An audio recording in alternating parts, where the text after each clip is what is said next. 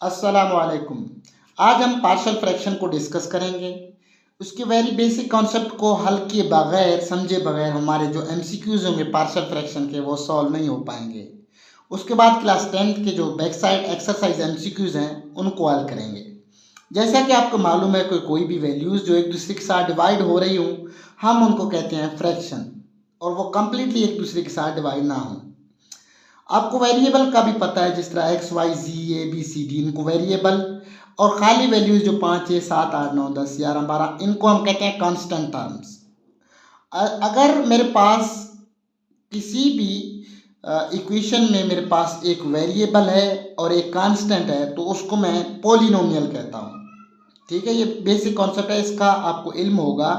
जिस तरह यहाँ पर एक एक्स है और एक्स के साथ इधर 1 है, एक वेरिएबल है, एक कांस्टेंट है, तो मैं इसको पॉलिनोमियल भी कहता हूँ। अब पार्शियल फ्रैक्शन ऐसे फ्रैक्शन को कहते हैं जिसमें दो जो वैल्यूज़ हैं वो डिवाइड हो रहे हों और उनमें कोई प्लस माइनस का साइन भी बीच में आ जाए, तो इसको हम कहते हैं पार्ट। एक पार्ट ये, एक पार्ट ये, एक पार्ट ये और एक पार्ट ये। अब ये बना एक पार्शियल फ्रैक्शन, यानी ऐसा फ्रैक्शन जो पार्ट की फॉर्म में मौजूद हो, पार्ट की फॉर्म में हमारे पास मौजूद हो, तो हम उसको कहते हैं पार्शियल फ्रैक्शन। अब पार्शियल फ्रैक्शन के जो टाइप्स हैं, जो किस्में हैं, किस तरह के होंगे, वो 3 होंगे। ये आपके एमसीक्यूज में आ सकते हैं कि इनमें से कौन सा प्रॉपर फ्रैक्शन है, कौन सा इम्प्रॉपर फ्रैक्शन है, या कौन सा रैशनल फ्रैक्शन है। रैशनल फ्रैक्शन को समझने के लिए आपको ये ख्याल रखना होगा कि जो ऊपर वाला हमारे पास नोमिनेटर है और नीचे वाला जो डिनोमिनेटर है, ये दोनों मेरे पास पॉलिनोमियल हों। यहाँ पर एक्स स्क्वायर है, इस खाली कांस्टेंट, यहाँ पर आप देख लें, यहाँ पर 2 है। अगर यहाँ पर 2 है इसका मतलब ये एक कांस्टेंट है, ये एक पॉलिनोमियल नहीं है। यहाँ पर x है और x के साथ कोई कुछ भी ना गिवन हो तो उसके साथ 1 तो होता है, यानी एक कांस्टेंट है, एक वेरिएबल है, और इसको हम कहेंगे फिर पॉलिनोमियल। अब ऊपर वाला भी पॉलिनोमियल और नीचे वाला भी पॉलिनोमियल, तो ऐसे फ्रैक्शन को जो हम कहते हैं उनको कहते हैं रैशनल फ्रैक्शन। उसके बाद जो प्रॉपर फ्रैक्शन है उसकी डेफिनेशन यही है कि हमारे पास जो नोमिनेटर की डिग्री है वो कम हो और डिनोमिनेटर की डिग्री है वो ज़्यादा हो। डिग्री किसे कहते हैं, जैसे कि आपको मालूम है कि यहाँ पर आपके पास जितने भी वेरिएबल गिवन हो उनके हाईएस्ट पावर को हम डिग्री कहते हैं। यहाँ पर x की पावर 1 है और x की पावर 2 है, तो ये पावर जो है ना, इनको हम कहते हैं डिग्री। यहाँ पर x की पावर 2 है, इसका मतलब ये हाईएस्ट डिग्री इसका 2 है, और नीचे जो मेरे पास जो डिग्री गिवन है वहाँ पर x की पावर 3 है। इसका मतलब मेरे पास जो डिग्रीज हैं उनमें से जो नोमिनेटर की डिग्री है वो कम है और डिनोमिनेटर की डिग्री ज़्यादा है, तो ऐसे फ्रैक्शन को हम कहते हैं प्रॉपर फ्रैक्शन। इम्प्रॉपर फ्रैक्शन ऐसे फ्रैक्शन को कहते हैं जिसमें हमारे नोमिनेटर का पावर ज़्यादा होगा किसे, डिनोमिनेटर से। तो ऐसे सवालात पार्शियल फ्रैक्शन से पहले तो हल नहीं हो पाएंगे। सबसे पहले हमने करना क्या होता है, इनको तकसीम करना पड़ेगा ताकि ये एक प्रॉपर फ्रैक्शन बने। कैसे, हमने जो नोमिनेटर ना उसकी डिग्री हमने कम करनी है डिनोमिनेटर की डिग्री से। जब तक डिनोमिनेटर की डिग्री बड़ी नहीं होगी तब तक हमारे पास जो क्वेश्चन है वो सॉल्व नहीं हो पाएगा। जिस तरह मैंने लिखा हुआ है यहाँ पर, इन सवालात को हल करने के लिए सबसे पहले इम्प्रॉपर फ्रैक्शन को फ्रैक्शन में तब्दील करेंगे, तो काफ़ी टाइम है। पेपर में इतना टाइम नहीं होता है, यहाँ पर काफ़ी टाइम लगेगा, इसलिए हम इनको जस्ट एक शॉर्ट ट्रिक के ज़रिए इनके एमसीक्यूज़ की पहचान करेंगे। इन तीनों में से आपके पास भी एमसीक्यूज़ आते हैं कि which one is the rational fraction, proper fraction या इम्प्रॉपर फ्रैक्शन। आपने जस्ट डिग्रीज चेक करने हैं। अच्छा, ये तो यहाँ पर आप देख लें, ये दोनों पोलिनोमियल अपना रैशनल फ्रैक्शन भी हैं। अगर इस तरह हो तो ये एक रैशनल फ्रैक्शन नहीं है, ये एक प्रॉपर फ्रैक्शन है। इन्हीं प्रॉपर और इम्प्रॉपर में से रैशनल फ्रैक्शन भी हो सकते हैं। ठीक है, वो आपने जस्ट चेक करना है कि नोमिनेटर और डिनोमिनेटर हमारे दोनों पॉलिनोमियल होंगे तो वो हमारे पास रैशनल फ्रैक्शन होगा। अच्छा, इनमें अब आते हैं कि जो लीनियर इक्वेशन है उसका आपको इल्म होगा कि उसमें जो ax प्लस बी, यानी हाईएस्ट पावर जो x की होगी वो 1 होगी। 1 को तो किसी भी जगह पर हम शो नहीं करते हैं।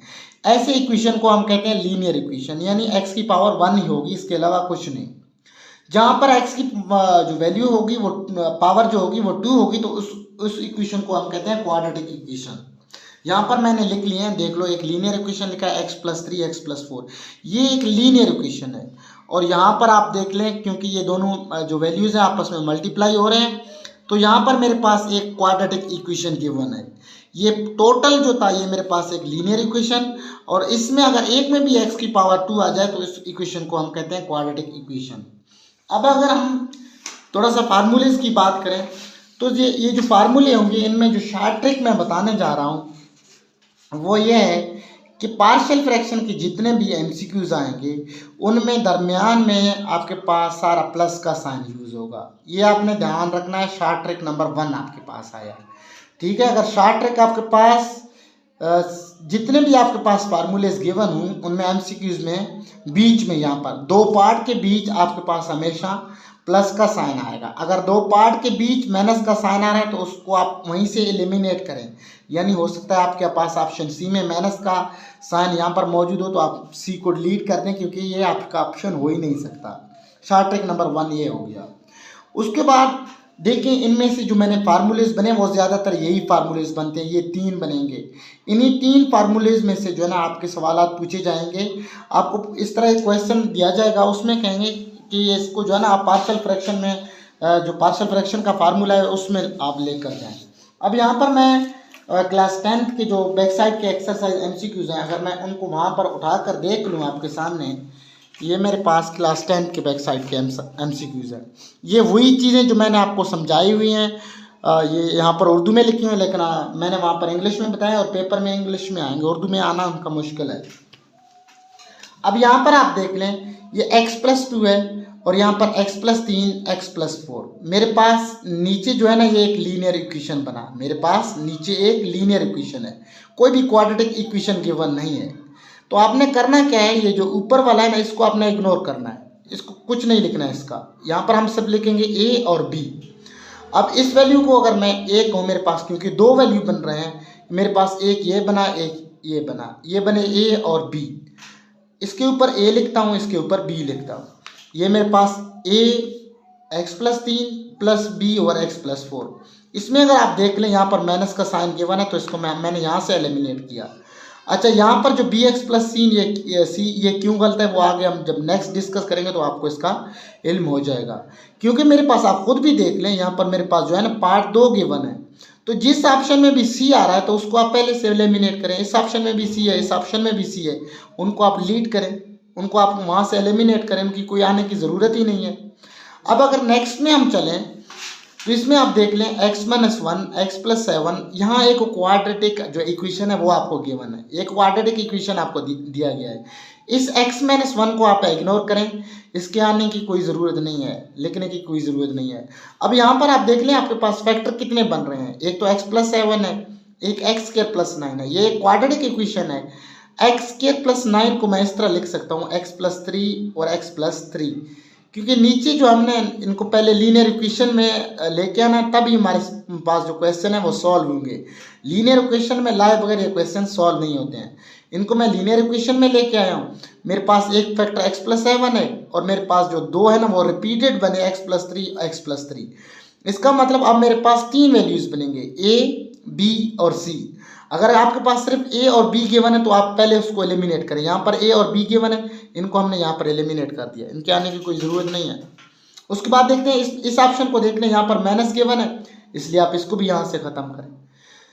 बाकी आप देख लें आपके पास a और x+7, जो मेरे पास ये a होगा ना इसको हम सेपरेट करके लिखेंगे क्योंकि ये एक सेपरेट वैल्यू है x+7। यहाँ पर ये जो है ना ये रिपीटेड वैल्यूज़ है, जो भी रिपीटेड वैल्यूज़ होंगे हम उनको साथ लिखते हैं। यहाँ x²+9 एक रिपीटेड वैल्यू है इसलिए मैंने इसको लिखा है bx+c। अगर ये खाली x+3 होता तो मैं इसको b/x+9 लिखता, लेकिन ये रिपीट हो रहे हैं क्योंकि x+3 एक रिपीटेड वैल्यू है इसलिए मैं इसको बाद में लिखूंगा। यहाँ पर देख लें, यहाँ पर हमने लिखा है bx+c, इसको बाद में लिखा है, तो ये ऑप्शन हमारे पास करेक्ट है।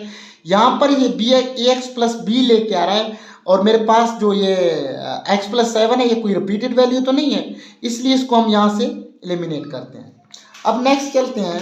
अब यहाँ पर भी आप देख लें, यहाँ पर मेरे पास जो x+1 है इसमें कोई क्वाड्रेटिक इक्वेशन नहीं है। इसका मतलब a जो आएगा पहले a जहाँ भी आएगा वो सेपरेट आएगा।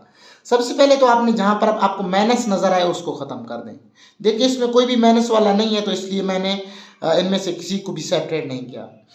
अच्छा, अब x+1 मेरे पास एक रिपीटेड नहीं है, इसके पास कोई भी स्केयर नहीं है, क्वाड्रेटिक नहीं है। इसका मतलब a जब भी आ जाएगा, पहला जो a होगा वो बाकी bx+c इस फॉर्म में नहीं आएगा, यानी इसके साथ कोई प्लस ऊपर में नहीं आएगा, सिर्फ a जो है ना अकेला आएगा। अगर यहाँ पर आप गौर करें तो ax+b इसमें फर्स्ट में एक साथ आ रहे हैं, तो इस ऑप्शन को आप ख़त्म करें यहाँ से, ये ऑप्शन भी मेरे पास ख़त्म हो गया। अब देखते हैं इसमें वैल्यूज़ कितने बने होंगे। अगर कोई भी आपके पास इक्वेशन में ये इस तरह गिवन हो x² + 2 और इसका होल स्क्वायर गिवन हो, तो उसको हम किस तरह लिखते हैं, पहले x+2 लिखते हैं, x² + 2 लिखते हैं, इसका पावर 1 करते हैं, उसके बाद x² + 2 इसका पावर 2 करते हैं, यानी पावर कम लेस पावर से हम उसके मुकम्मल पावर तक चले जाते हैं। यहाँ पर एक तो मेरे पास x+1 है, x+1 एक फैक्टर मेरे पास x+1 का बना, एक फैक्टर मेरे पास x² + 1 का 2 का बना, और ये जो जिसके ऊपर स्क्वायर होगा उसके दो फैक्टर तो ऑलरेडी वैसे ही बनेंगे।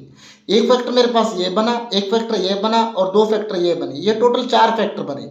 इसका मतलब मेरे पास एक a आएगा, एक b आएगा, एक c आएगा, एक d आएगा। a b c d मेरे पास आ जाएंगे। जहाँ पर भी मेरे पास जो चीज़ें रिपीट होंगे वहाँ पर हम उनको एक साथ लिखेंगे। अगर रिपीट होंगे तो हम देखते हैं वो किस तरह लिखते हैं, वो इसी MCQs में देखते हैं। a b c d यहाँ पर जो अगर रिपीट हो रहे हों तो हम उनको एक साथ लिखेंगे, हमारी वैल्यूज़ जो है ना वो बढ़ जाएंगे। किस तरह, अभी आप देख लें, अगर नीचे आप देख लें, यहाँ से बस एक शॉर्ट ट्रिक है सादा सा।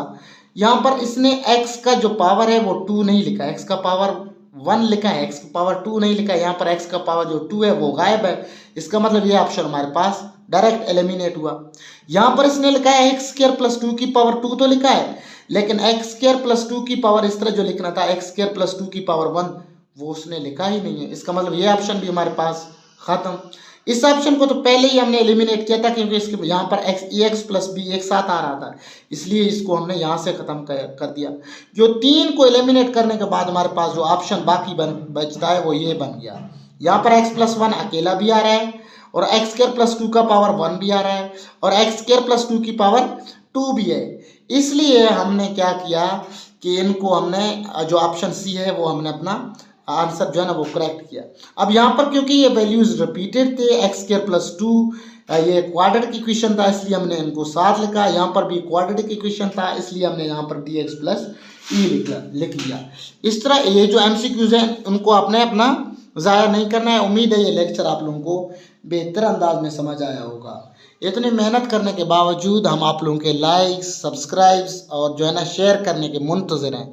उम्मीद है कि आप लोगों का जो सारा सपोर्ट है वो हमारे साथ रहेगा। अगर आप लोग सपोर्ट करते रहेंगे तो हम इंशाल्लाह आप लोगों के लिए बेहतरीन से बेहतरीन होते जाएंगे और तमाम मैथ के जो टॉपिक होंगे, जो पॉसिबिलिटीज़ होंगे उनको हम डिस्कस करेंगे।